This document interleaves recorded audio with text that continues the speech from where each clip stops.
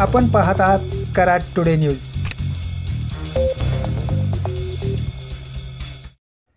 लोकसभा निवडणुकीच्या आजच्या तिसऱ्या टप्प्यातील मतदानास कराड शहरातील विविध केंद्रावर उत्स्फूर्त प्रतिसाद मिळाला। अनेक ठिकाणी सकाळी मतदारांनी मोठी गर्दी केली होती।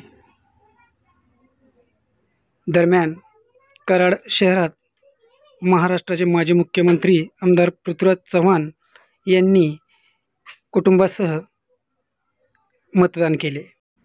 तसेच माजी खासदार श्रीनिवास पाटील यांनीही कुटुंबासमेत शाळा नंबर 3 मध्ये मतदान केले। मंगळवार पेठेत आमदार बाळासाहेब पाटील यांनीही मतदानाचा हक्क बजावला, तर रेटरे बुद्रुक येथे डॉक्टर अतुल भोसले यांनी सपत्नीक मतदानाचा हक्क बजावला।